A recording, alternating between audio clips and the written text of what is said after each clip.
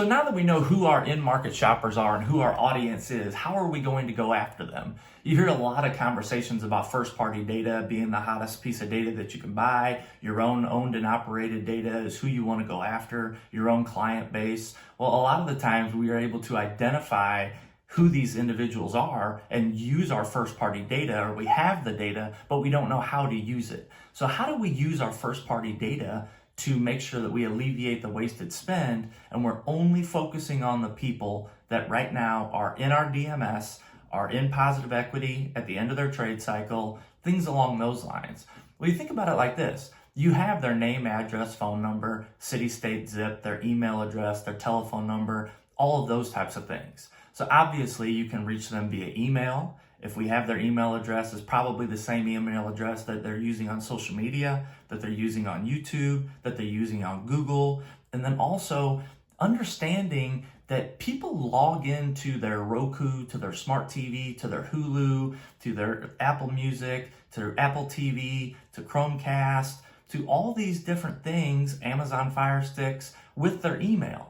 So the same email address that they're probably using to log into their television or their set-top box is probably the same email that they're using to log into their Google account, which is their YouTube account, their Facebook account, and also their personal email, whether it's via Hotmail, Outlook, Gmail, Yahoo, whatever it may be. These individuals, they use their email address to log into all the technological devices they use on a daily basis. So it's very important that once we have identified the individual and we have their email address, then we can go ahead and take it one step further.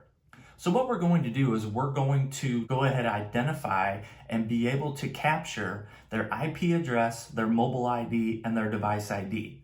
Now, a lot of people really aren't familiar with this technology because it is new. However, if you look on your iPhone or your Android and you go into your settings, it's going to show you your IP address. It's going to show you your device ID, and it's going to show you your mobile ID. So that same smartphone that you're using all the time, that same IP address that you're using at your home to log into all of your devices, your desktop, your tablet, your phone, your TV, everything, we're going to be able to capture that to make sure that we are following the individual and we're not really worried about the platforms. A lot of folks wake up in the morning and they check their email, they check Facebook, they do a lot of different types of things. They might watch a YouTube video, whatever it is. But in that situation, we're able to place our ads in front of them based off relevant content that they have already actively went online and inquired about. So these are the hottest prospects that we can go after. These are the people that are truly in the market for our product. And it's our job to be able to nurture these prospects and nurture these leads, bring them down the audience hierarchy funnel to the point of purchase, and so they purchase from us.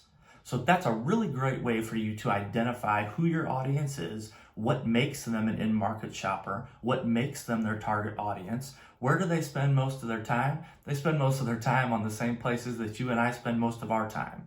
Prospects are people. It's not business to business or business to consumer. It's people to people. Once we're able to identify that, then we have a better opportunity of selling them. Well, if we're only looking at 7,800 people in our DMS that are currently at the end of their trade cycle in positive equity, it alleviates a lot of wasted spend, so we're not targeting the whole 2.1 million people in the St. Louis DMA for my instance, because that's where I'm located. So really, if we look at that down to a core, it's going to take our cost per advertising per unit way under $200. It's going to make sure that our efficiency is on point. But at the end of the day, we make sure that our marketing dollars are spent in the most efficient way, focused on the reach and frequency, and only marketing to the people that are in the market for our product at this time.